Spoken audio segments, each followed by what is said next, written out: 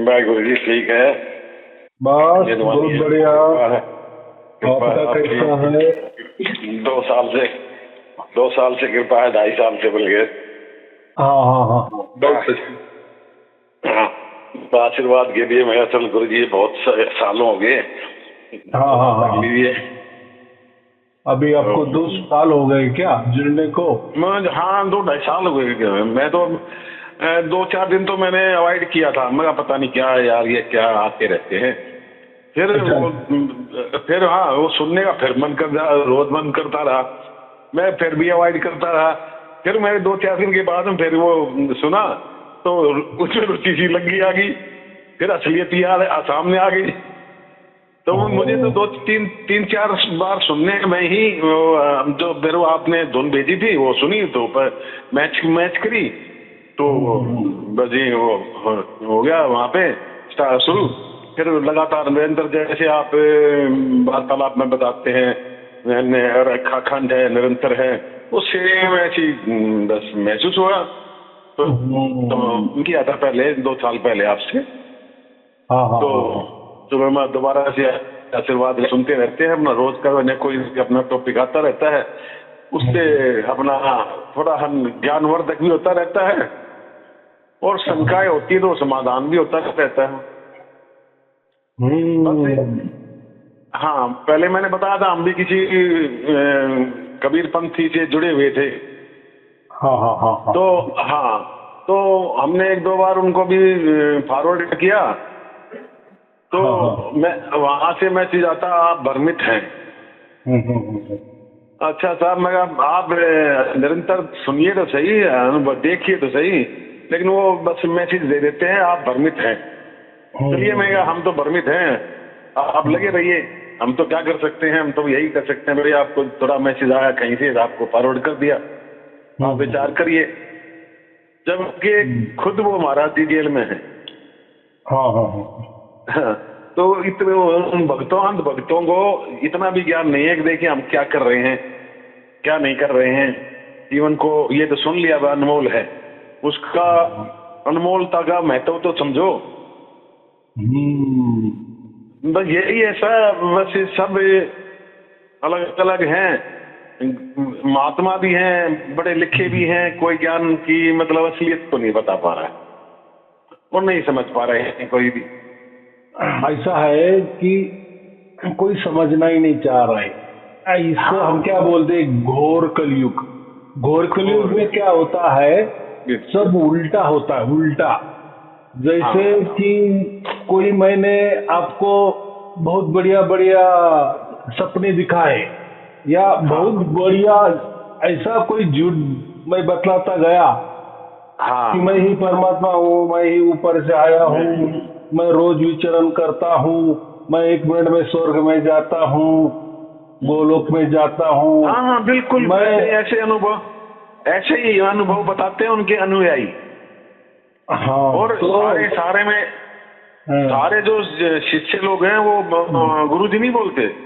हाँ, वो बोलते हैं, वो परमात्मा बोलते हैं, गुरु जी नहीं बोलते वो। कोई एक तो जेल में नहीं है, ऐसे तो बहुत सारे जेल में भी गए हैं, कोई मर भी गए हैं। तो ऐसा है, उल्टा जो ज्यादा बड़ा कांड करता है ना, जैसे आपने कहा कि जेल में जाते, तो देखो कलयुग की जो रीत है, जो भी धर्म ग्रंथ ने पहले ही बताया कि कलयुग में सब कुछ उल्टा हो जाएगा। तो अभी जो गुरु जेल में है, अभी ऐसा समझो कि ऐसे कहते हैं कि बहुत सारे जो संत है उनके ऊपर 1-1, 2-2 नहीं 3-3 बार जलमठेप हो गई है। हाँ जी, हाँ। तो जलमठेप का मतलब क्या होता है, एक जलमठेप हो गई तो आजीवन कारावास। तो ऐसा कहते हैं ना 14 साल या 20 साल का रहता है। तो किसी किसी जो गुरु है जेल में, उनके साथ 3 बार कारावास हो गए, 3 बार जलमठेप हो गई। तो हाँ जी, कभी भी वो बाहर आ ही नहीं सकते। हो सकता है कभी एक बार जलमठेप हो गई, थोड़ी अच्छा बर्ताव हो, तो हो सकता है उनकी समझो हाँ, थोड़ा 12-14 साल हो गए तो सरकार माफ भी कर देता है, चलो। लेकिन जहाँ एक जलमठ है नहीं, दो जलमठ है नहीं, तीन तीन आपको आजीवन कारावास हुआ है, तो ऐसी दुनिया में तो कोई केस नहीं है यार, दुनिया में कहीं ऐसा तो कभी समझे नहीं कि जो बाहर आया। और हाँ, उसके लिए सत्ता आनी चाहिए पूरा। ऐसा हो नहीं सकता, उनको ऐसा समझो कि राष्ट्रपति से डायरेक्ट कोई डॉक्यूमेंट लाना पड़ेगा। हाँ हाँ, और गुरु जी बात ये है ना, कोई बात भी करते हैं तो वो कहते हैं परमात्मा लीला कर रहे हैं। लीला क्यों कर रहे हैं ये नहीं है, बस परमात्मा लीला कर रहे हैं। लीला का मतलब क्या होता है, आप गूगल में जाएंगे, लीला ये थोड़ी देर के लिए होता है, एक थोड़ा जादूगर जैसा, थोड़ी देर के लिए थोड़ी चमत्कार नमस्कार हम बोलते हैं ना, थोड़ा प्रकट हो जाना, थोड़ा ये होना, उसको लीला कहते हैं। लीला ये इतना नहीं होता है। चलो अब ऐसा है कि मैंने यही कहा है कि घोर कलयुग में सब उल्टा होता है, कि जो गुरुआ जेल में जाता है ना, उसके उलट भगत ज्यादा बढ़ते हैं। देखो, हाँ जी, ऐसे आपको वो तो ये तो गुरुआ लोग है, लेकिन ऐसे राजनीति में भी है ना, कि कोई राजनेता जेल में जाता है, उसके ऊपर बहुत सारे केसेस होते हैं, लेकिन वो चुनाव जीत के आता है, रहता है जेल में, लेकिन जेल में से वो चुनाव अभी इसको क्या बोलेंगे, तो है ना। और ये जो भगत लोग होते हैं ना, वो ऐसा समझो कि जो शिष्य होता है एक प्रकार का अहंकारी होता है, एक तो गुरु का अहंकार।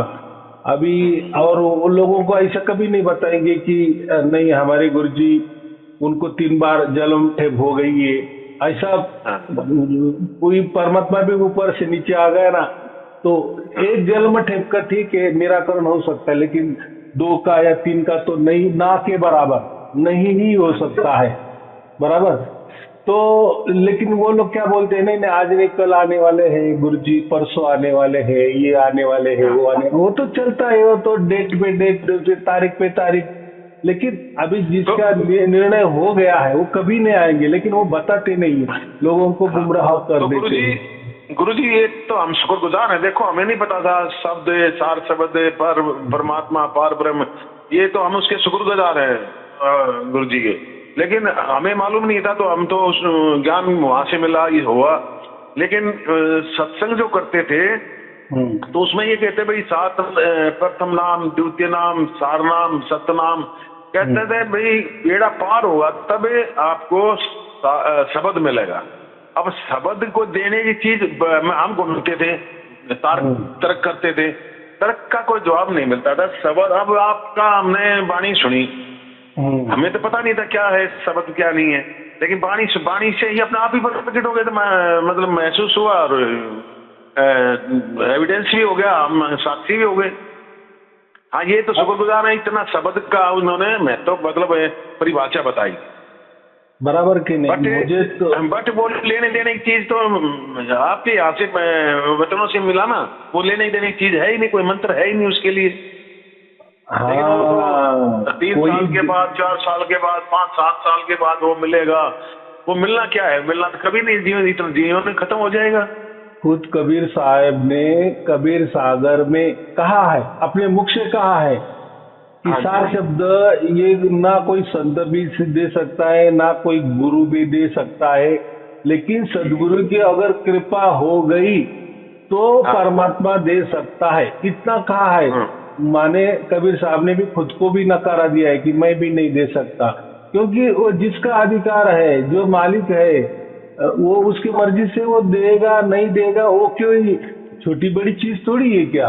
वो ऐसा है कि मोक्ष कब मिलता है, 84 लाख योनि घूमकर आदमी जन्म में मिलता है मनुष्य का, और उसको बुद्धि मिल जाती है अगर अगर अगर उस बुद्धि का उसने उपयोग किया कि मैं कौन हूँ, ये प्राणी ऐसे क्यों है, मैं ऐसा क्यों हूँ, मैं भी कभी न कभी प्राणी हुआ होगा, वृक्ष हुआ होगा, 84 लाख योनि हुई होगी, अगर मैं वापिस अगर कोई सुधरा नहीं, मैं माने को मेरी खुद को मैंने मेरी पहचान कर नहीं ली, या मुझे ऐसा जन्म क्यों मिला है, या मेरा जीवन का मकसद ही क्या है, ये अगर नहीं समझ लिए तो फिर वापिस वो राउंड तो चलने वाला है, श्रृंखला तो चलने वाली है ना। तो बुद्धि इसलिए दी है हमें, मरते दम तक हमें बुद्धि बढ़ानी पड़ती, क्योंकि इतना ही हमें ऐसे समझो कि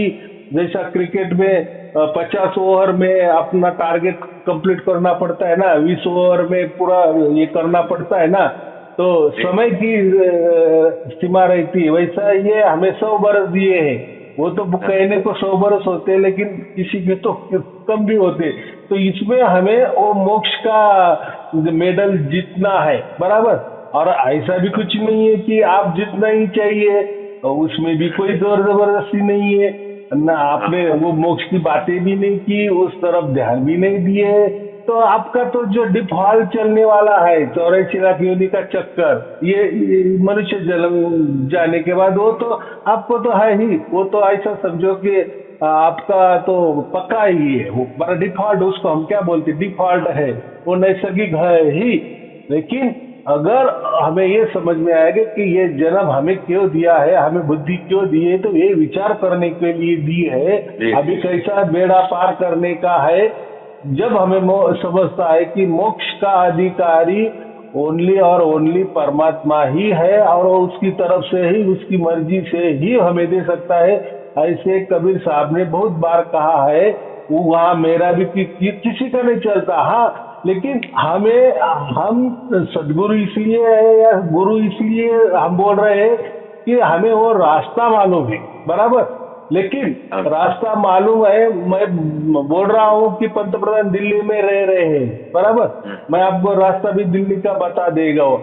लेकिन वो दिल्ली में जाने के बाद पंतप्रधान वो आपको बुलाएंगे या नहीं बुलाएंगे, या आपको नकार देंगे या हकाल देंगे, कि या आपका स्वागत करेंगे, ये तो सर्वस्वी पंतप्रधान के ऊपर है ना। हमारी तो बहुत इच्छा है कि हम जैसे दिल्ली गए, पंतप्रधान में गए, गले में मिल आ जाएंगे, तो इतना वो सहज बात नहीं। तो लेकिन सहज बात किसी के साथ हो जाएगी अगर पंतप्रधान के ही मन में है, तो फिर उनके लिए तो सहज है। हाँ, तो ये है क्या, अब गुरु भी, अब ये सतगुरु, विश्व गुरु, जगत गुरु, ये पदवी कहाँ से प्राप्त होती है इनको जी? ऐसा है कि बहुत सारे संस्था है, समझो कि कोई कर्म कांड पर विश्वास रखने वाले हैं, कोई भक्ति के ऊपर आधारित कोई पंथ संप्रदाय निकले हुए हैं, कोई कर्म के आधार पर संप्रदाय निकले हुए हैं, कोई ज्ञान के आधार पे संप्रदाय निकले हैं। तो फिर उनमें उन्होंने उनकी जो जैसे देखो पुलिस डिपार्टमेंट है, तो पुलिस डिपार्टमेंट में जैसे नाइक होता है, फिर पुलिस होता है, हवलदार होता है, तो बहुत सारे उनमें कैटेगरी होती है ना। ऐसी कैटेगरी में महसूल में भी हो जाती है, उन महसूल में भी जैसे कलेक्टर होता है, डिप्टी होता है, तो पुलिस में भी होता है, इसमें भी। लेकिन विभाग तो अलग अलग है ना, वैसा रेलवे का भी। ये महसूस नहीं, इनको ये महसूस अपने आप को एहसास नहीं होता कि हम गलत कर रहे हैं या ठीक कर रहे हैं, इनको ये ऐसा एहसास नहीं होता है क्या?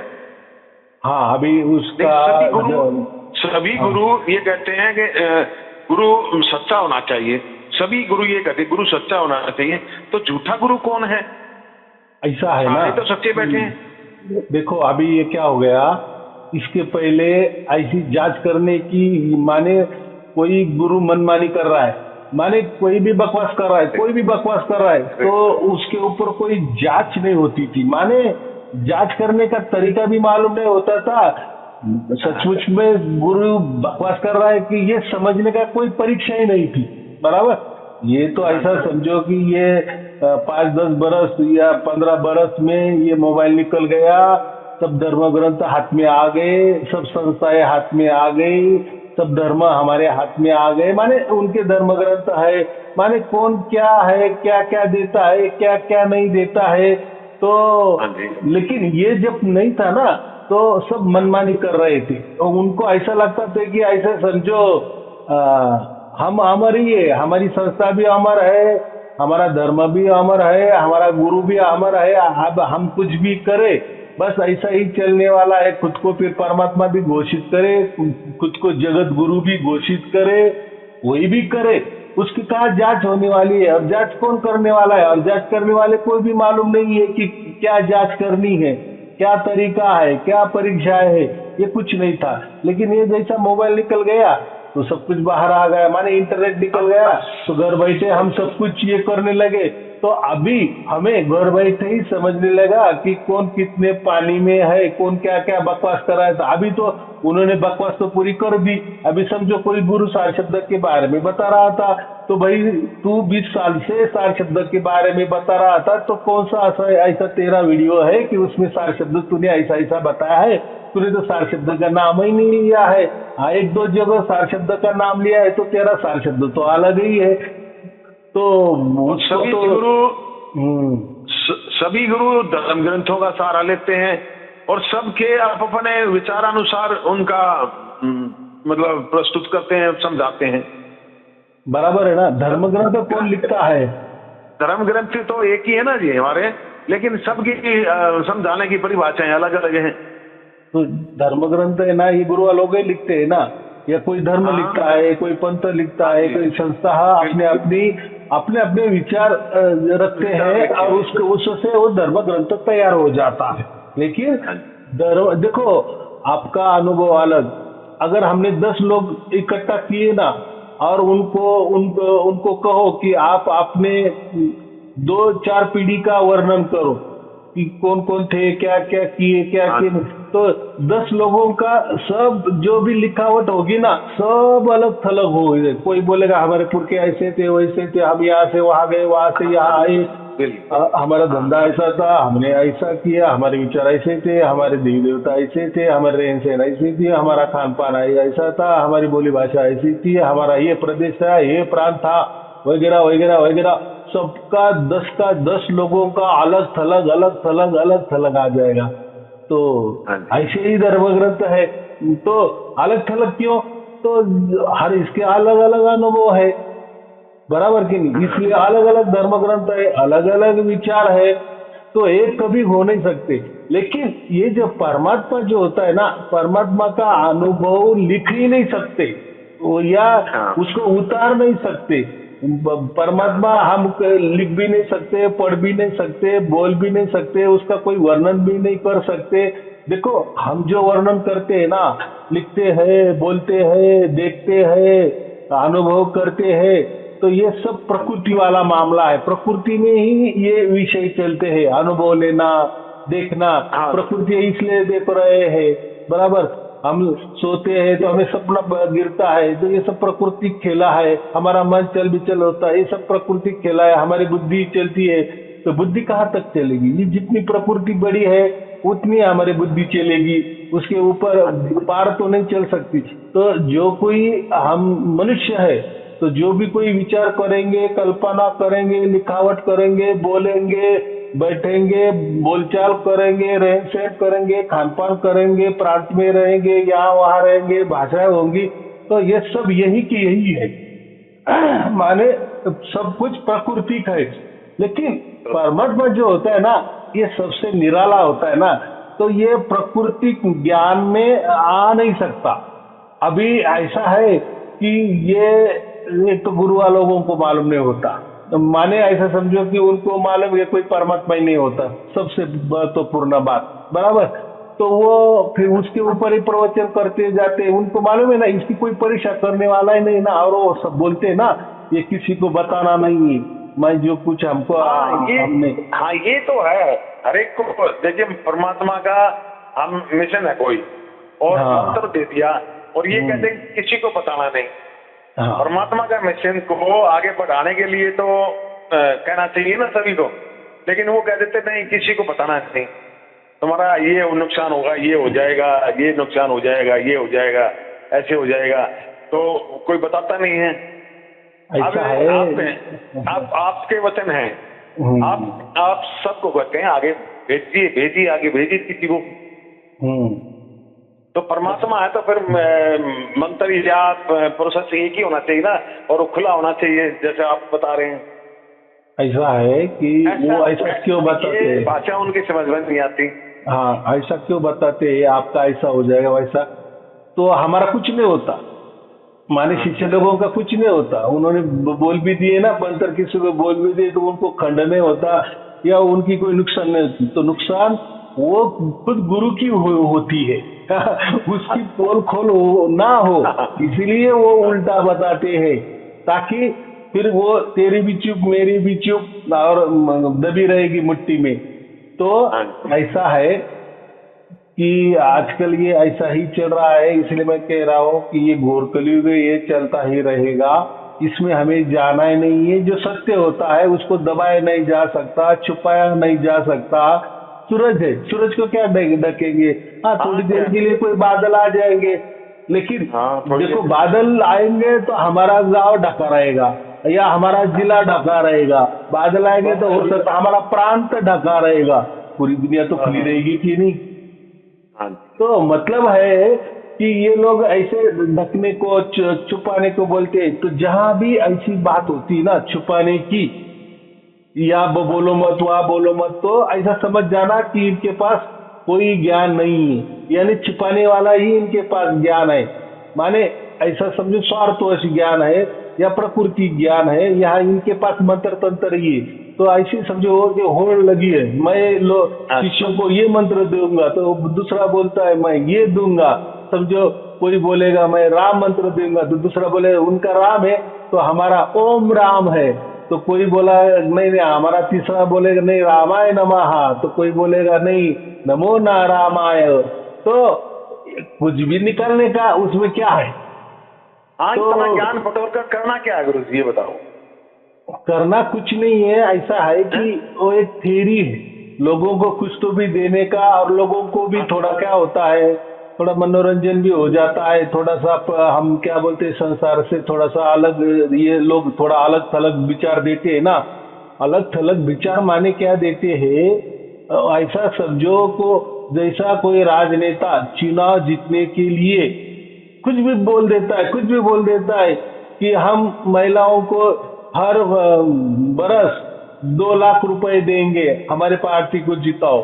ठीक है भाई, तू तेरी पार्टी को जिताने को लिए बोल रहा है, लेकिन तेरी पार्टी तो कई राज्यों में तो चल रही ना, वहां दिए क्या तूने 2 लाख रुपए एक बरस में? एक बरस एक बरस हर बरस हम 2-2 लाख रुपए देंगे, ऐसा एक मैं उदाहरण दे रहा हूँ। तो उसकी तो पार्टी तो हम बहुत सारी जगह तो होती है ना, तो उसने वहां का शुरू किया होता है। तो लोगों को लुभाने के लिए लोग भी समझ नहीं रहे कि यार ये तो बोल रहा है 2 लाख तो बहुत बढ़िया बात है, लेकिन इनका भी यहाँ वहां तो सरकार है कि नहीं, अन्य राज्यों में सरकार है कि नहीं, तो इन्होंने तो वहां तो ऐसा तो कुछ दिया नहीं है, आज तक तो नहीं दिया है किसी महिला को 2 लाख रुपए, और ये तो आज बोल रहे माने चुनाव जीतने के लिए। वैसा ही अपनी संगत बढ़ाने के लिए ये लोग हर प्रकार के फार्मूला आजमाते हैं। किसी को बताते हैं आप माइक ले लो हाथ में, ये बोलो वो बोलो, सब स्क्रिप्ट लिख के देते हैं, थोड़ा उल्टा पाल्टा। ऐसा समझो कि थोड़ा समझ में भी नहीं आना चाहिए, और ऐसा उल्टा पाल्टा बोलने का, फिर वो बोलने वाला बोल देता है। अभी ऐसा है, उसमें 2 प्रकार है। एक तो उसको पैसा दिया तो बोलेगा, अगर नहीं भी दिया तो उसको भी लगेगा ना तो मैं टीवी पे आने वाला हूँ, तो फिर बकने में क्या है।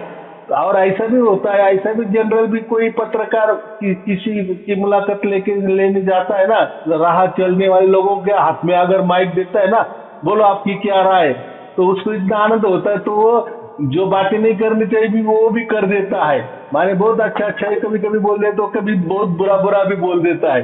तो माने क्या होता है, वो क्या बोलते हैं, भावना में आ जाता है, बैठ जाता है।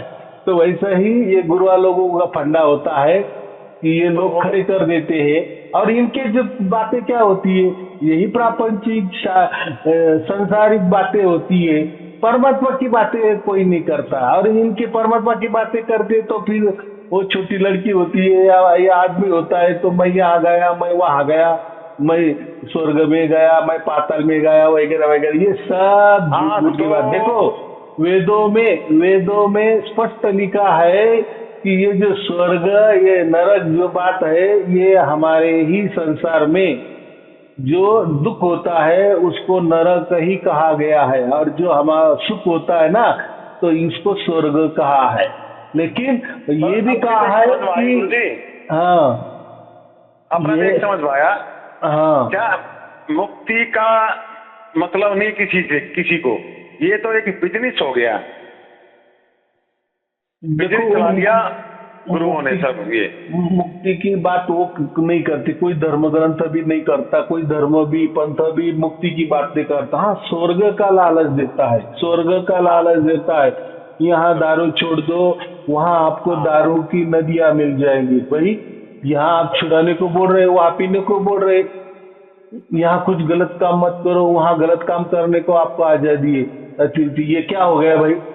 अरे भाई, गलत तो गलत ही होगा ना, वहां जाके क्या और यहाँ जाके क्या, बराबर की नहीं?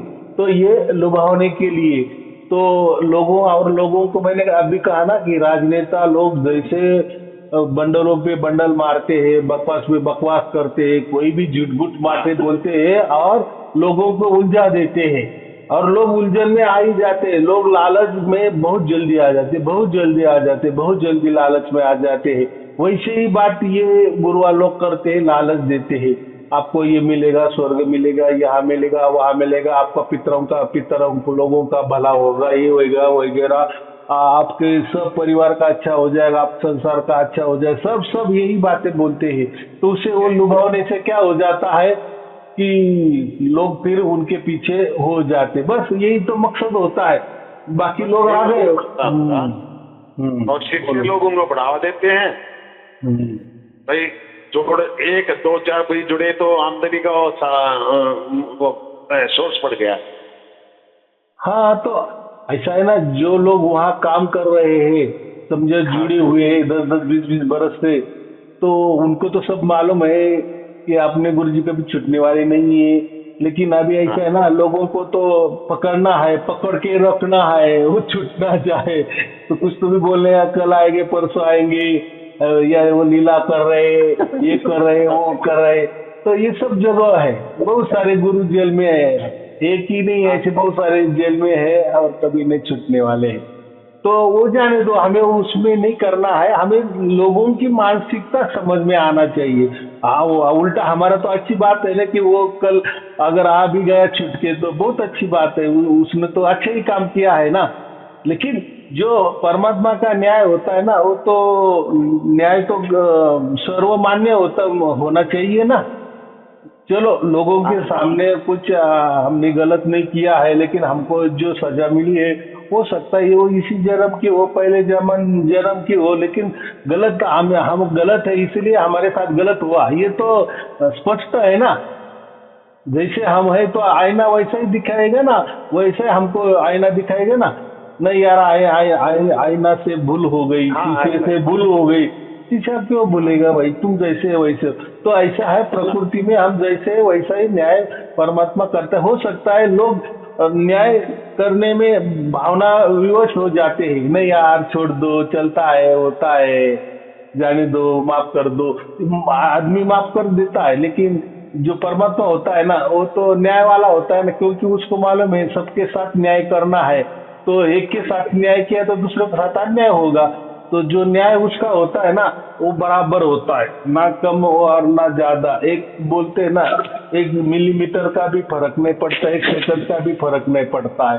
तो वो उसकी प्रणाली है, वो उसकी प्रणाली है। परमात्मा कोई भावना में नहीं आ जाता, बराबर है। हाँ, लेकिन आपका अगर भाग्य अच्छा है तो वो आपको जो देना है उसमें भी फिर वो कोई 1 मिलीमीटर का भी कम नहीं करता, या ये नहीं कर देता, या उसकी ओर से देता है, बराबर।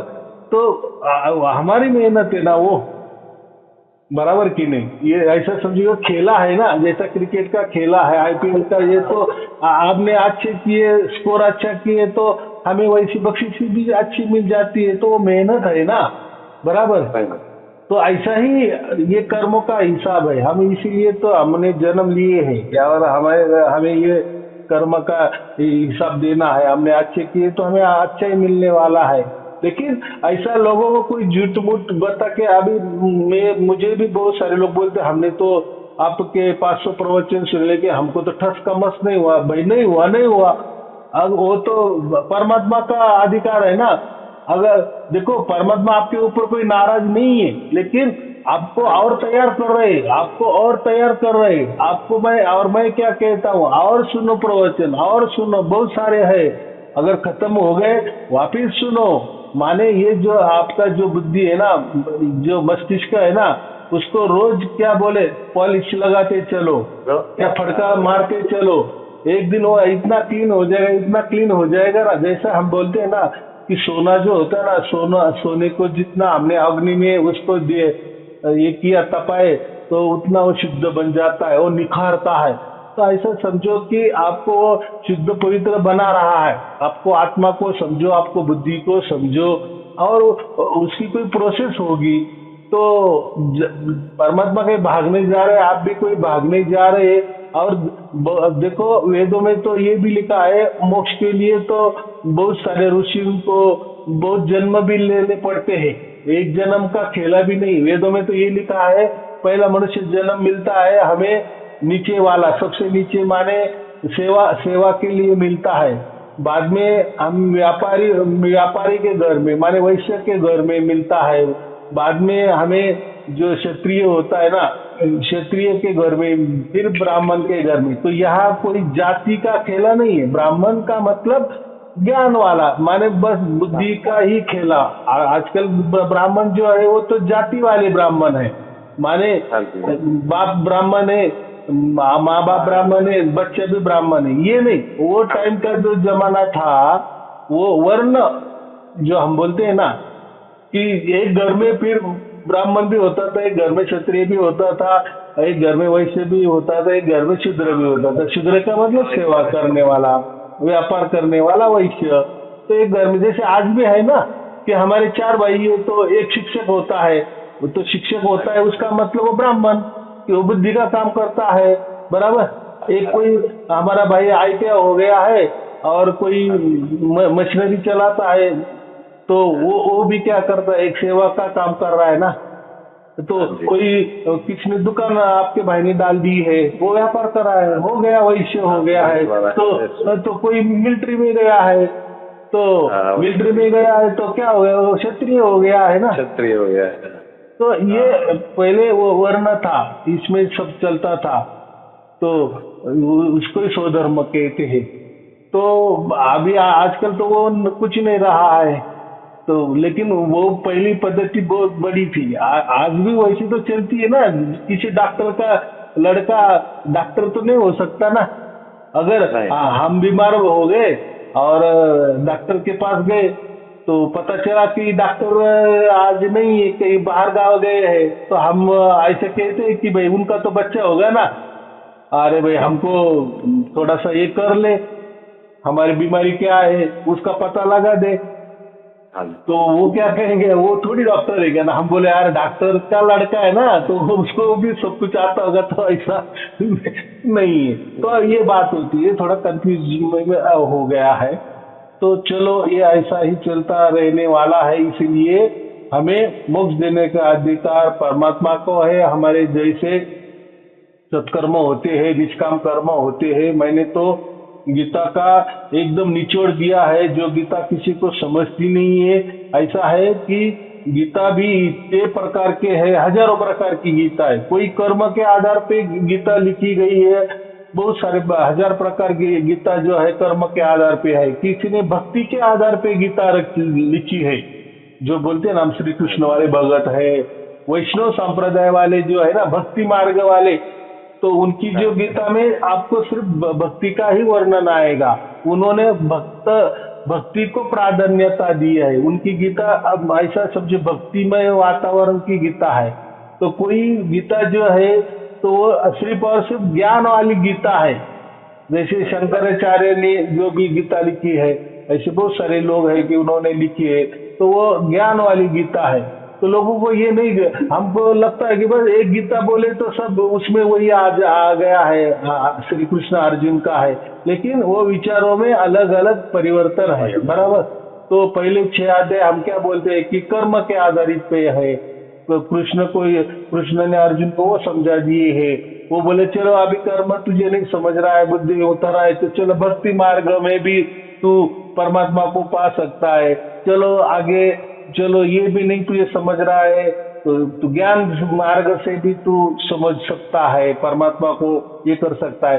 तो ऐसे ही गुरु लोग भी मिले हैं, कोई भक्ति वाले का ही मार्ग गुरु लोग बताते हैं, कोई कर्म का ही बोलते, तो सबका अलग तरह है। लेकिन हमें अगर बेसिक ज्ञान ही नहीं तो बात सब गड़बड़ हो जाती है सब। इसीलिए मैं बोलता हूँ कि हमारा मनुष्य जन्म हुआ है और हमें बुद्धि दे दी है, तो हमें सब कुछ पता चलना चाहिए। देखो हमें जितना भी बरस मिला है ना जीवन में, तो सब कुछ समझना चाहिए कि मैं कौन हूँ, आत्मा क्या होता है, परमात्मा क्या होता है। ऐसा मत कहो कि बस हमारे गुरु ने ये कहा, हमारे धर्म में ये कहा है, हमारे धर्म ग्रंथ ने ये कहा है, हमारा पंथ तो ऐसा बोल रहा है, अरे ये छोड़ दो। जो बात है ना, मैं इसलिए प्रवचन करता हूँ तो किसी दोहे का सहारा नहीं बोलता, किसी पंथ का सहारा नहीं बोलता, जनरल में बोलता हूँ, बराबर कि नहीं। कि ये और बात भी ऐसा बोलता हूँ कि मैं आपको बेसिक बोलता हूँ कि ये धर्म कैसे तैयार होते हैं, पंथ कैसे तैयार होते हैं, इनकी क्या आइडियोलॉजी होती है, या कोई भी जो भी बातें करता है, तो ये तीनों हम पक्के रखने चाहिए कि आत्मा, परमात्मा और प्रकृति, ये तीनों जो है ये तीनों भी स्वयंभू है, बराबर। और कोई एक दूसरे को किसी ने निर्माण नहीं किए है, नहीं आत्मा के निर्माण परमात्मा ने किया है, ना परमात्मा ने प्रकृति का निर्माण किया है, ना प्रकृति ने परमात्मा को निर्माण किया है, ना प्रकृति ने आत्मा को निर्माण किया है। माने तीनों भी स्वयंभू है, उनके काम काज भी अलग अलग है। तो हमें इतना ही करना है, हम तो अभी प्रकृति के ताबे में हैं, बराबर। हम जो है प्रकृति के कब्जे में हम है, तो हम तो स्वतंत्र है, लेकिन हमें प्रकृति में ही रहना है। प्रकृति में रहना माने 84 लाख योनि जो है वो भुगतनी है कि हमें परमात्मा के पास जाना है, मोक्षमय करना है। ये दो ही मार्ग है, कोई ज्यादा दिमाग लगाने का नहीं है, बराबर। 2 मार्ग है, मनुष्य जन्म मिला है और अभी चुनाव की बात है, बराबर। अभी ऐसा समझो हम 10वीं पास हो गए हैं, अभी हमें समझना है कि कोई नौकरी मिलनी है या कोई कॉलेज ज्वाइन करना है, या ये मार्ग साइंस में जाना है या कॉमर्स में जाना है या आर्ट में जाना है, उसमें भी अलग अलग है ना। तो माने 10वीं के बाद ही आपको ये है कि कहाँ जाना है। तो वैसा ही मनुष्य जीवन में ये 2 ही मार्ग है। अगर आपको मोक्ष मिलना ही नहीं है तो फिर परमात्मा की बातें मत करो, बराबर कि नहीं।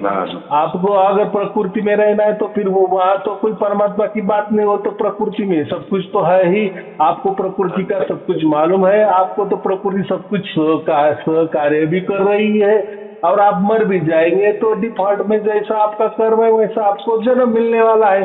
तो यहाँ कोई आत्मा परमात्मा की तो बात आएगी नहीं, वो तो नेचुरली है, बराबर। तो लेकिन अगर हमें थोड़ा सा लग रहा है कि नहीं अभी यही एक चांस है हमें कि चलो बहुत बार हमने 84 योनि घूमी है या घूम चुके हैं, और कोई बोलेगा सचमुच में हमें घूमे या नहीं हम घूमे, तो इसका क्या है। देखो ना हमारे सामने प्राणी है, सब कुछ है ना, ये क्या है, ये भी तो कभी न कभी इनके अंदर में आत्मा है कि नहीं, ये कभी न कभी आदमी होगी कि नहीं। हाँ बराबर की सभी, मतलब हर जगह सत्संग में बताना मानव जन्म अनमोल है, और ये मानव जन्म भक्ति के लिए मिला है। क्या ये जीव जंतु हैं, पशु पक्षियां हैं, क्या इनका हक नहीं है परमात्मा को पाने का। नहीं, अभी ऐसा है ना, वो अभी जेल में जा चुके हैं, अभी वो जो है ना वो कर्मों का उनका भोग है ना, अभी वो जेल में जा चुके हैं, अभी वो जेलर के ही कमांड में है। तो जेलर भी क्या करता है, जैसा न्यायालय का आदेश होता है ना, कि इनकी इतनी सजा है, 20 साल तक वो सजा है, 10 साल की सजा है, तो फिर वो उसके कब्जे में ले लेता है, ताबे में ले लेता है जेलर, बराबर, और 10 साल बराबर वो रहता है। तो ऐसा ही ये जो, हाँ बोलो। फिर दूसरी बात, सत्संग में करते करते ये भी कहेंगे वो तोते ने कथा सुन ली, वो पार उतर गया, कौवे ने सुन लिया, ये हो गया। फिर लक्ष्मी जी की सवारी बता दे उल्लू, तो उसको भी तो कुछ ज्ञान होगा कि मतलब कितने पशु पक्षियां वो इनके देवी देवताओं के सवारी हैं, तो वो उनको भी ज्ञान होता तभी सवारी बनती है वो।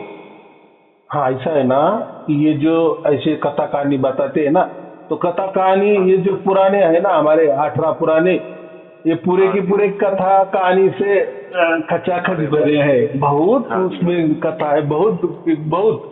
जिसको कथा कहानी पढ़ने का शौक है उनके लिए तो मैं तो बोलता ये पूरा जीवन भी चला जाएगा। तो कथा कहानी तो वो स्वप्न वाली दुनिया है, कल्पना वाली दुनिया है, वो एक एंटरटेनमेंट है, तो उसमें कहीं जाना नहीं। तो ये जो कथा कहानी बताते हैं ना, तो इनका टारगेट यही होता है कि ये कहीं भी गए तो हमारी पूजा होनी चाहिए, हमारी आरती होनी चाहिए, या हमारे में ये कब्जे में रहना चाहिए, ये इनका टारगेट होता है।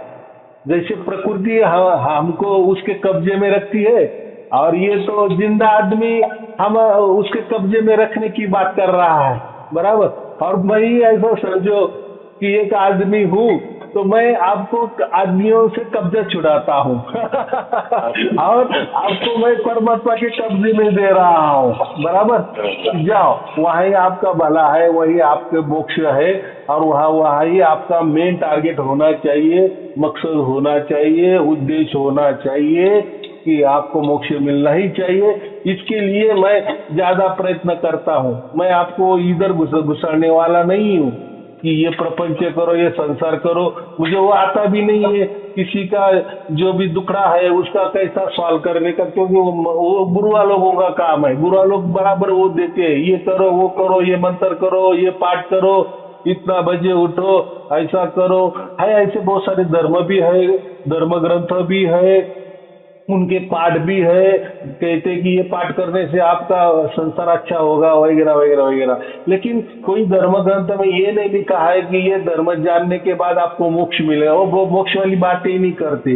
वो चाहे तो वैकुंठ वाली बातें करेंगे, कोई ब्रह्म लोक की बातें करेंगे, कोई सत्य लोक की बातें करेंगे, हाँ, या स्वर्ग लोक की बातें करेंगे, या जो हमारा जो धर्म का संस्थापक है ना, अभी तो वो नहीं है, लेकिन वो जहाँ बैठा है ना वहाँ आपको जाने को मिलेगा। तो बातें कैसी है, सब संसार वाली है, लेकिन बोलते हैं ना बॉटल वही है, लेकिन उसमें सिर्फ वो बीच वाला नहीं, बॉटल बदलती है, बीच वाला मटर वैसा की वैसा होता है। तो ऐसा ही ये बातें होती। तो मैं इसीलिए कह रहा हूँ कि मैं कोई प्राकृतिक बातें नहीं करता हूँ।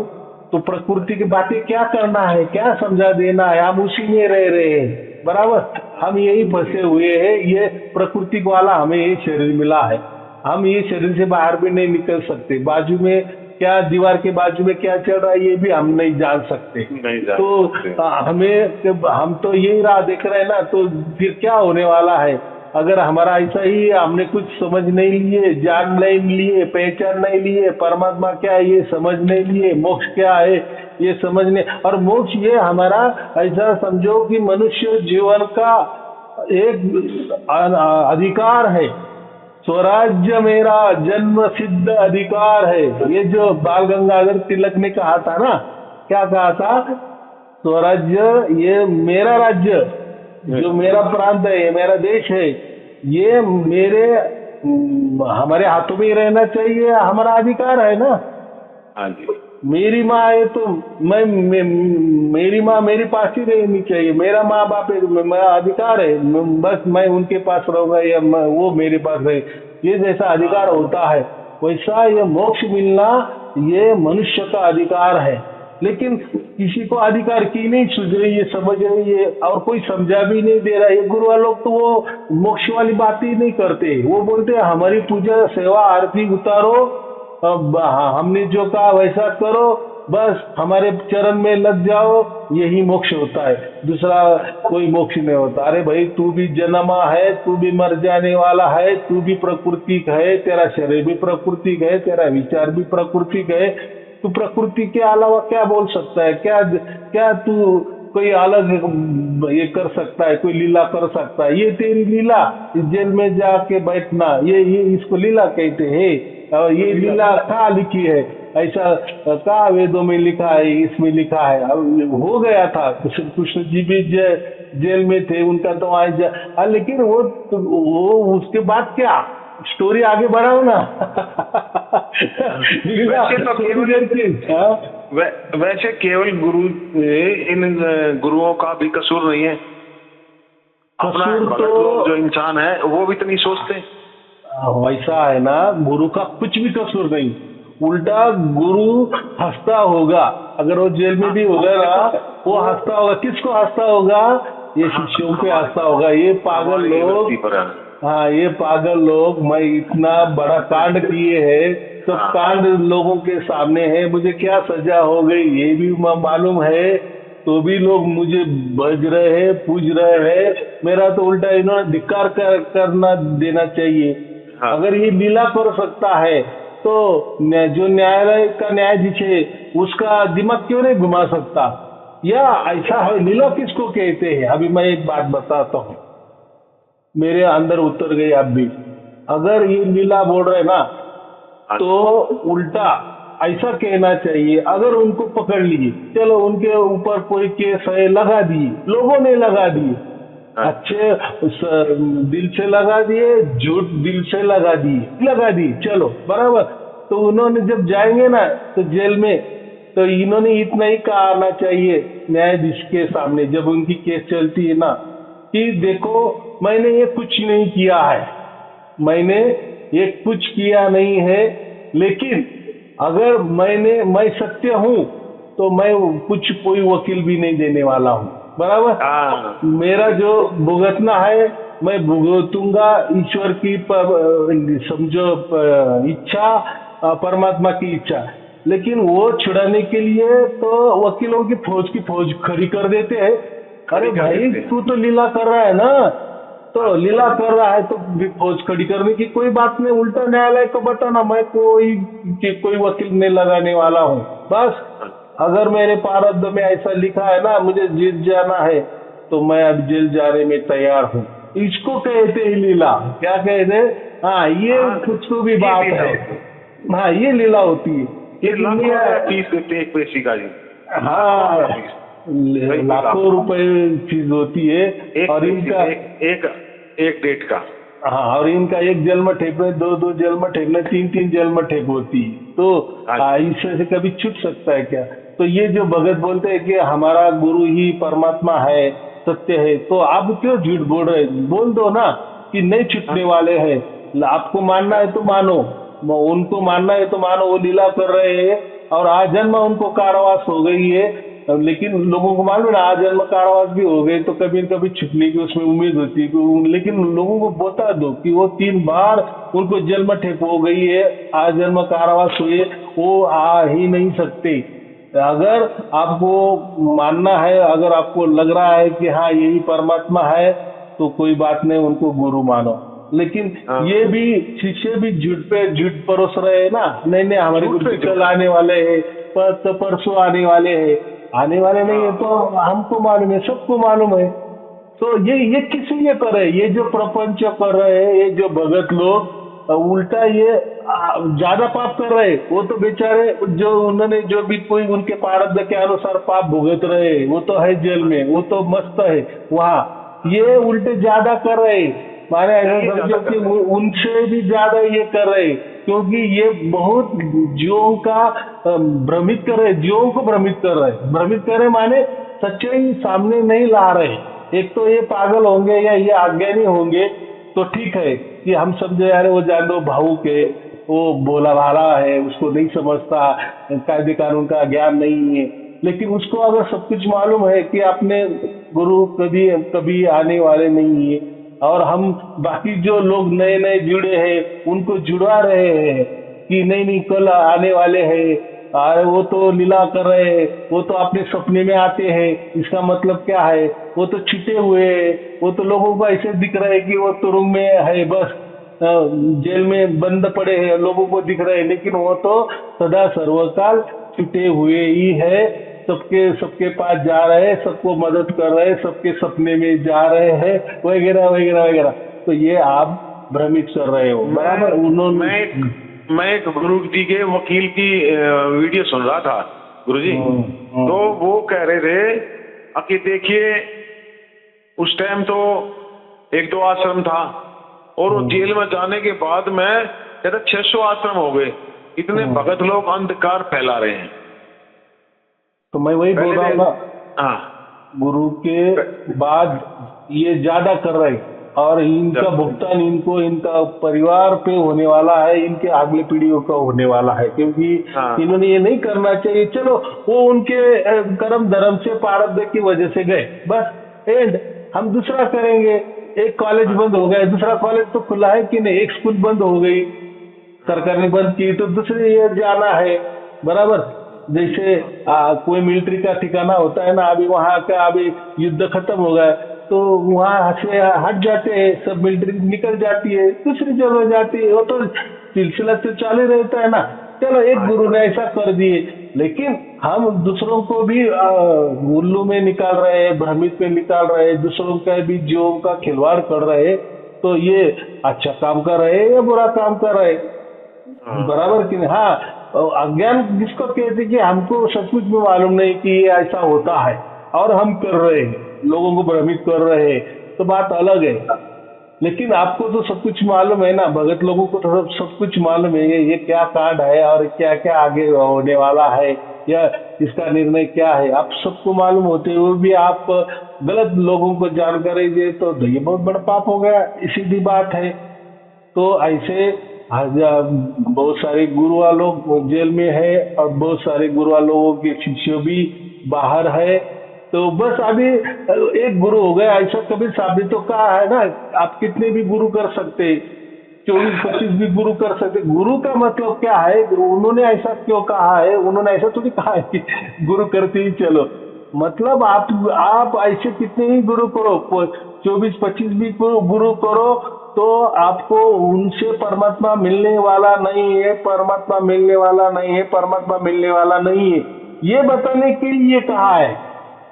हम भी ऐसे व्यवहार में बोलते हैं ना, भाई तू ये ना, तू कहीं भी जा लेके, ये तेरा सोना नहीं, ये पीतल है, तू ठीक है मेरे में विश्वास मत कर, तू 5-25 जगह जाके आ, उसकी जांच कर, फिर तुझे विश्वास मिलेगा। इसका मतलब क्या है, वैसे कबीर साहब ने कहा कि 5-25 गुरु करो, तो आपको यही समझ में आएगा कि इनके पास बस ये गुरु ये मंत्र देता है, दूसरा ये ऐसा मंत्र देता है, सबके मंत्र अलग, सबकी ध्यान साधना अलग, सबका विचार अलग, सबका साधना अलग, तो इससे परमात्मा मिलने वाला ही नहीं। ये जब तेरे खोपड़ी में आ जाएगा, तब कबीर साहब ने धर्मदास को कहा है कि ये जो सार शब्द है ना, ये जो परमात्मा है, ये जो राम नाम है, तो ये किसी संत के हाथों में भी नहीं है, या मेरे भी हाथों में नहीं, या तेरे भी हाथों में नहीं है, तो ये सिर्फ और सिर्फ परमात्मा के हाथों में है। जब उसकी मर्जी हो जाती है तो हाँ, लेकिन वो भी खपा कब होता है, जब सदगुरु जो होता है वो अगर तुझे सच्चा मिला, तो सच्चा मिला माने सच बचा देने वाला, कि मेरे से नहीं, वो परमात्मा से नहीं होने वाला है। हाँ, तो ठीक है, अगर तुझे विश्वास हो गया ना कि परमात्मा ही तेरे अंदर उतरने वाला है, परमात्मा ही उसकी मर्जी से उतरने वाला है, तो फिर हम जो बता रहे हैं ना, वैसा तू कर, तो तुझे भी साथ वैसा ही हो जाएगा। तो ये जो सदगुरु बोलता है उसको सच वाला सदगुरु बोलते हैं, जो साध देता है, सच्चाई का मार्ग बता देता है, सच्चा बोल देता है। और बोलते हैं धर्मदास तुझे लाख दुआई, सार शब्द कहीं बाहर ना जाए। तो नहीं, लेकिन उसके बाद में क्या लिखा है वो क्यों नहीं बताते। हाँ, जो मांगे उसको दे बताई, तो क्या बताना, सार शब्द बताना माने वो कोई वस्तु नहीं, कोई मंत्र नहीं है, बताई दे, तो ये बोल देना, जो बोल रहा है ना कि नहीं मुझे सार शब्द चाहिए, तो फिर वो बता दो कि भाई ये जो सार शब्द है ना, फिर ये हमारे हाथों में नहीं होता। बराबर। कबीर साहब ये लिख गए कि धर्मदास तुझे लाख दुआई, सार शब्द कहीं बाहर न जाई। फिर वो सार शब्द इन गुरुओं का कैसे पता लग गया बताओ? हाँ ये भी बात है। नहीं नहीं, तो बाद वाले दुआ है ना, उसको कनेक्शन दोना, वो दुआ नहीं बताते, तो मैं वो उसका ही दुआ के बाद में बताता हूँ ना कि कोई मांगे तो दे बताई, तो वही अगर मांगे कि सार शब्द क्या है ये हमें बताओ, तो फिर ये बात बता दो। क्या बात बता दो कि भाई ये ना कबीर साहब भी देने वाले हैं, ना मैं भी देने वाला हूँ, ना कई संतों के हाथों में है, ना किसी गुरु के हाथ में नहीं है, तो ये सब कुछ परमात्मा के हाथों वाला खेला है, ये हम बता रहे।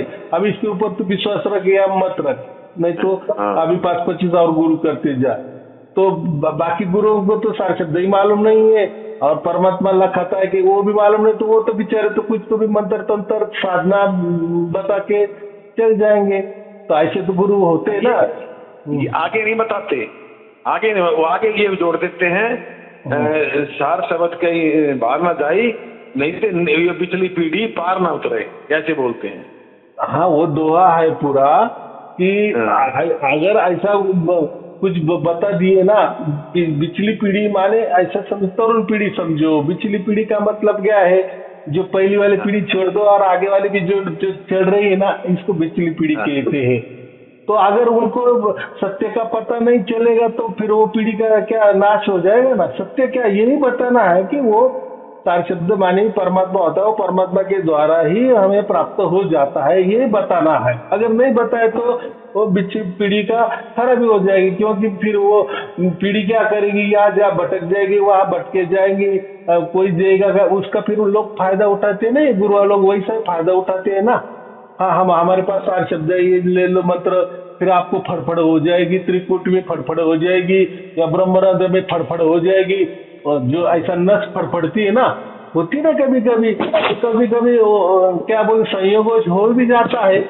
हमने ध्यान करने बैठे, ऐसा जो ब्रह्मरंध्र पे थोड़ा ध्यान टिकाए, थोड़ा सा अभ्यास किए, तो वहाँ फड़फड़ने लगती है नस, तो उसमें कोई बात नहीं। कभी त्रिकुटी में भी फड़फड़ती है, कभी दाएं भी फड़फड़ती है, कोई दाया अंग बाया अंग, कोई शरीर में कहीं भी जगह नस फड़फड़ती है। अभी वो कैसा है, यंत्रणा है ना पूरा बॉडी का। देखो 5 प्रकार की वायु होते हैं, तो वायु में सब कुछ चलन वलन है ना, रक्त भी संचारण होता है, जब हलचल होती है तो वायु लगता है कि नहीं, प्रेशर लगता है, तो कहीं ना कहीं फड़फड़न हो ही लगती है। तो ये लोग गुरुआ लोग उसका फायदा उठाते हैं। हाँ हाँ, आपको ब्रह्मरंध्र में फड़फड़ हो गई ना, हाँ आपकी नस फड़फड़ रही ना, तड़तड़ रही ना, हाँ मिल गया सार शब्द। तो ऐसा कुछ भी बचा देते, और आदमी नहीं होता है, वो तो बेचारा बोलता है कि नहीं नहीं ऐसा नहीं, मेरे गुरुजी ने सार शब्द दिया है, मुझे उसका अनुभव हो गया। मुझे क्या बताएं, क्या क्या हमने से देखा है 10-12 सालों के सत्संग में, क्या क्या हम क्या व्याख्यान करें, क्या क्या बोलते हैं, समझे, और कुछ नहीं आखिर। हाँ तो ऐसा है, अभी तो मैं एक बताता हूँ कि अब वो तो ऐसे भी कहते हैं कि वो जो आपके गुरुजी ने आपको कहा ना कि परमात्मा से आवाज आती है, वो कोई परमात्मा से आवाज नहीं आती है, आपके जो कान है ना उसमें मैला ज्यादा हो गया है, जिसके बीच में मैला ज्यादा हो जाता है ना, फंस जाता है ना, तो वो आवाज आने लगती है। अरे क्या बात बता रही, माने सबके कान खराब हो गए, सब मैला अटक जाता है तो कान का आवाज नहीं आता है, एकदम कम सुनाई देने लगता है, वो तो कान के ऊपर असर हो जाता है ना। अभी ये इसको तो इसका कोई मैला नहीं अटका हुआ होता है, तो बोलता है यार ये जो लोग बोल रहे हैं ना सार शब्द प्राप्त हो गए, तो इनका मैला पक्का अटक गया है और उनको ऐसा आवाज आने लग गया है। और मैला तो चलो वो तो दोनों कानों में एक सरीका तो नहीं अटक सकता ना एक कान में अटक सकता है, चलो एक कान में अटक गया तो वैसा आवाज आ भी सकता है, लेकिन जैसा आवाज आता है तो कान में भी हमको बाहर वाला भी आवाज कम सुनाई देने लगता है, और समझता है कि मैला अटक गया है। किसी डॉक्टर के पास भी गए तो भी वो मैला ये कर देता है, निकाल देता है, पैसा लेता है 1,001 रुपए। उसको टिटनस कहते हैं, टिटनस का उसको जो मैला होता है ना कानों में आवाज आना, उसको टिटनस कहते हैं। तो वो ठीक है, आपको लग रहा है कि मुझे टिटनस हो गया इसलिए वो आवाज आ रहा है, तो जाओ डॉक्टर के पास, कान भी ये करो, साफ भी कर लो। हो सकता है कभी जन्म में कभी साफ नहीं किए तो पैसा भी लेगा, साफ भी करके देगा, 1,000-2,000 रुपए लेगा। और फिर बताओ आपका आवाज बंद हो गया क्या? बोले तो आवाज तो चालू ही है। नहीं, नेटवर्क कट गया था। तो नहीं, आवाज कानों का आवाज तो वैसा की वैसा ही है हमारे सारे शब्द का। तो कोई कान में मैला था इसलिए वो आवाज नहीं आ रहा था, अभी तो कान में से मैला भी हटा दिया तो भी आवाज आ रहा है।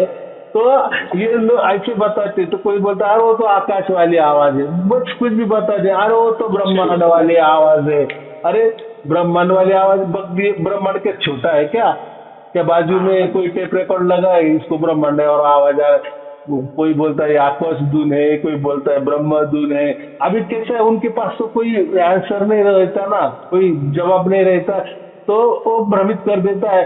और फिर समझने वाला बोलता है हाँ मेरे गुरुजी ने बराबर कहा है। सबके कानों में जिनको भी आवाज आ रहा है ना, वो कोई परमात्मा की आवाज नहीं है, वो कानों में उनका मैला फंस भर गया है। अरे भाई कानों में मैला फंस गया तो आपको आवाज ही नहीं, बाहर वाला आवाज ही नहीं आ जाएगा। और वो समझता है ना मैला अटक गया है क्या, चलो ठीक है तुझे ऐसा लग रहा है मैला से, तो मैला साफ कर दे ना, फिर देख बड़ा क्या होता है। तो कोई समझ नहीं कानों का, उसमें समझ नहीं। इसलिए मैं बोलता हूँ कि वो कान तो बात ही नहीं। कान तो ये बाहर वाला आवाज सुनने के लिए होती है, कान का मुख्य ये, और ये कोई बाहर वाला आवाज नहीं है, ना अंदर वाला आवाज है, क्योंकि ये प्रकृति में अंदर बाहर होता है। परमात्मा के यहाँ कोई अंदर बाहर वाली बात नहीं होती। प्रकृति माने ये एटम से बनी है, हर जो वस्तु होती है वो एटम होता है, उसमें बहुत सारे एटम से वो वस्तु बनी होती है। जैसे हम उसको, जैसा हमारा शरीर है बहुत सारे एटम से वो बना है बराबर, लेकिन जब मर जाते हैं तो वो हम उसको जला देते हैं तो वो एटम बिखर जाते हैं। तो एटम क्या है, तो ये एक प्रकार का जड़ वस्तु है, ये प्रकृति वाली वस्तु है, वो यही रह जाती है। लेकिन हमारा जो आत्मा है वो कोई एटम नहीं ना एटम हो जाता तो वो भी यही पड़ा रहता है। तो चलो वो अभी नहीं समझता इतना, तो बात अलग है। जैसे जैसे प्रवचन सुनते जाएंगे तो वो भी ज्ञान आता जाएगा। लेकिन मैं वो इतना ही कह रहा हूँ, हमारा तो कोई धर्म नहीं, कोई पंथ नहीं है, कोई गुरु गद्दी नहीं, हमें तो कोई लोग बढ़ाने नहीं है, या किसी परमात्मा ने हमें आदेश नहीं दिया है कि हमारा झंडा पूरा दुनिया में फहरना है भाई, या परमात्मा को कोई चुनाव नहीं लड़ना है, या परमात्मा ऐसा भी नहीं कहता कि मेरा नाम सबकी जुबान पे आ जाओ और मेरा ये काम करो, ऐसा कोई परमात्मा नहीं कहता है। ये तो सीधी बुद्धि है। मनुष्य जन्म हमें किस लिए मिला है, इसलिए तो हमें बुद्धि दी है, हमें बुद्धि से विचार करना है। कोई आपको परमात्मा बुला नहीं रहा है, कोई लेना देना है। परमात्मा भी बोलता है भाई तेरा भाग्य होगा तो मैं तुझे लेने आऊंगा, बराबर, तेरा भाग्य ही नहीं बना है, तू उस मोक्ष के लायक ही नहीं बना है, तो मैं क्यों आऊं, क्यों तुझे मोक्ष का अधिकारी बनूं, बराबर की नहीं। ये तो मेरे परिवार में है साहब, क्योंकि मैं बच्चों को बोलता हूँ बेटा ये सुना करो, लेकिन नहीं सुनते हैं। मेरी मिसेज है वो सुनती है कभी कभी सुनती है, लेकिन उसको पहले मेरे साथ ही उसको अनुभूति हो गई थी सब। हाँ तो ऐसा है ना तो, लेकिन बच्चे हैं, एक पोता है पोती है, लेकिन वो नहीं सुनते ना, बच्चा है लड़का है लड़की नहीं, किसी के ऊपर एक अर्ज है गुरुजी, एक गुरुजी एक अर्ज है, एक कृपा करो कि 2 लड़के हैं मेरे पास में, एक लड़की का कोई बच्चा नहीं हुआ। मैं ये कहता हूँ बेटा ये सुनो, बस इतना सुनो, बच्चा हो ना हो उसकी चिंता मत करो आप। वो तो सांसारिक बात है, प्राकृतिक बात है, वो तो हमारे कर्म धर्म के आधारित है, और वो जो निर्णय करने वाला वो प्राकृतिक निर्णय है। लेकिन मगर ये सुनो, मैं कहता हूँ, लेकिन वो सुनते नहीं, ये मान। देखो इससे क्या होता है, प्रवचन जब हम सुनते हैं तो हमारी बुद्धि शार्प होने लगती है, और उसकी जो उड़ान है ना मोक्ष के तरफ जाती है, और जिसकी उड़ान मोक्ष के तरफ नहीं जाने देनी है तो फिर प्रकृति वाले तो बहुत सारे हजारों लाखों चीजें हैं वो सुनते जाओ, तो आपका ऑटोमेटिक जो प्यार है वो प्रकृति बढ़ता जाएगा, संसार में ही बढ़ता जाएगा। लेकिन हाँ। ये मेरे प्रवचन है, वो आपको बुद्धि को और हल्की बनाती है, उसकी उड़ान ऐसी बनाती है कि वो ऐसा उसका टारगेट हो जाता है कि उसको मोक्ष ही मिले। इसलिए इसमें कोई प्रकृति बात नहीं है, और मैं कोई प्रकृति की बात नहीं करता, संसार की बात नहीं करता हूँ। हाँ हाँ, हो सकता है परमात्मा की अगर मेहर नजर हो तो उसका हाथ है, उसके इच्छा है ना। अगर हो सकता है, अगर वो उसकी लीला वो जाने, तो अगर उसके मन में है कि इसको ये दे दो, वो दे दो, इसकी ये हाँ, इच्छा वो पूरी तो उसके करो, हाथ वो में तो है। उसके हाथ में है। उसके हाथ में। लेकिन मैं यहाँ से तो कोई उसका ये नहीं करूंगा, माने वो ऐसा क्या आश्वासन नहीं दे दूंगा राजनीति हाँ, जैसा कि हाँ हाँ आप करो वो आपको हो जाएगा, नहीं। ये किसी के साथ खिलवाड़ नहीं करना है भाई। नहीं। इसके कर्म धर्म जो है वो तो एक तो परमात्मा को मालूम है या वो आत्मा को मालूम है, बराबर। बस तो अपनी यही चॉइस रहती है ना भैया, कम से कम ये सुनो बस, और कुछ चाहना मत करो। वो भी नहीं, देखो असली हम ज्यादा से ज्यादा परमात्मा को वो अरदास कर सकते हैं कि हाँ, इनकी, देखो इसीलिए मुझे बहुत जनों ने ऐसा ही सवाल किया है कि गुरुजी एक देखो हम तो हिंदू लोग हैं, ये हिंदू संस्कृति को मानने वाले हैं, तो ऐसा कुछ मंत्र दे दो ना कि ताकि हमारी बुद्धि तेज हो जाए। तो मुझे इतना ही मालूम है, वेदों में बुद्धि तेज करने के लिए या बुद्धि सात्विक बनने के लिए या बुद्धि का झुकाव मोक्ष की तरफ जाने के लिए एक ही मंत्र बताया गया है, गायत्री मंत्र, जो वेदों में भी लिखा है। तो उन्होंने इतना ही बताया कि जैसे हम भोजन करते हैं ना, तो भोजन करते समय पहला जो निवाला लेते हैं, तो निवाला मुंह में नहीं डालने से पहले हाथों में वो लेके वो मंत्र का एक ही बार जप करना है कि ओम भूर्भुवः स्वः तत्सवितुर्वरेण्यं भर्गो देवस्य धीमहि धियो यो नः प्रचोदयात्। तो वो सिंपल 24 कैरेक्टर वाला जो मंत्र है, बस वो करके खाना खाने का। तो वो उससे क्या होता है कि हमारी और गायत्री मंत्र का अर्थ ही वो होता है ना कि हे परमात्मा हमारी बुद्धि को तेज करा, सुबुद्धि दे हमें। तो देखो दुनिया में एक तरफ दुनिया का पूरा अब्जों करोड़ों सोना पड़ा है और एक तरफ सुबुद्धि पड़ी है। तो हमें सुबुद्धि लेनी चाहिए कि सुबुद्धि होगी तो ये जो सोना ना ये भी हम प्राप्त कर सकते हैं, लेकिन बुद्धि नहीं है और हमने ये सोना लेके क्या करने वाले हैं, हम पागल हो जाएंगे। तो कभी भी दुनिया में बुद्धि सबसे महत्वपूर्ण है और बुद्धि से सुबुद्धि महत्वपूर्ण है। और यही गायत्री मंत्र में लिखा है कि हे परमात्मा हमें तू सुबुद्धि दे। तो परमात्मा से भी क्या मांगना है, सुबुद्धि मांगना है। तो जिसको जो भी कोई समस्या है कोई ये, तो परमात्मा तू उसके ऊपर हमारा दिमाग चला, बराबर, हमें सुबुद्धि दे।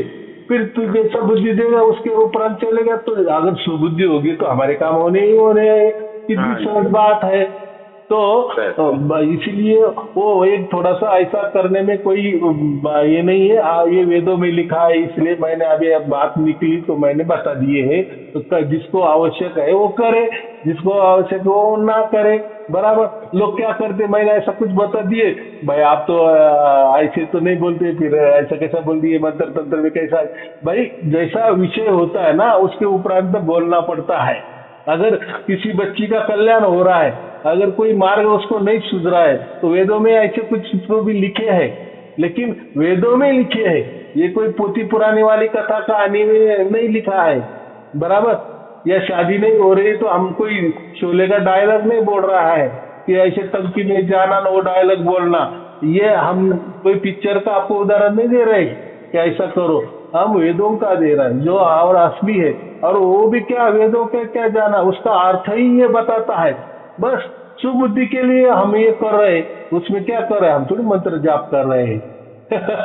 कितनी स्वभाव एक बार करना है, पहला निवाला लेते ही करना है, तो वो निवाले के साथ वो हमारे अंदर जाता है वो निवाला, फिर उसका हम सप्त धातु बनते हैं, बराबर की नहीं, उससे हमारी बुद्धि बनती है, शरीर भी शुद्ध बनता है, मन भी बुद्धि ऐसी शुद्ध बनता है, बुद्धि भी हमारी शुद्ध बनती है, सात्विक होती है, फिर हमें सात्विक विचार आ जाता है, परमात्मा का हमें और अच्छे अच्छे राज हमें मिल जाते हैं, या हम दूसरों को भी, या हमारे परमात्मा के राज हमारे अंदर उतरते हैं और वही हमें दूसरों को बताने के लिए काम आ जाते हैं। इतनी सहज बात होती है, थोड़ा हमें गॉड बुद्धि करना है, बराबर। चलो ठीक है, और कोई पूछना है? गुरु जी दया कृपा बनाए रखना। बहुत तो बस ऐसे की इच्छा थी, काफी दिन हो गए थे बात किए, हाँ। इसलिए मैंने फोन कर थोड़ा समय मांगा। क्षमा चाहें, गलती हुई कोई है। नहीं नहीं, कोई चिंता की बात नहीं। ऐसा ही बुद्धि को थोड़ा सा ये देते जाना, चलते चलते तो आपको थोड़ा थोड़ा मिल जाता है। चलो ठीक है, आपको और आपके परिवार के लिए शुभ आशीर्वाद, मंगल आशीर्वाद। सत साहेब जी, सत साहेब जी, सत साहेब जी। शुक्रिया।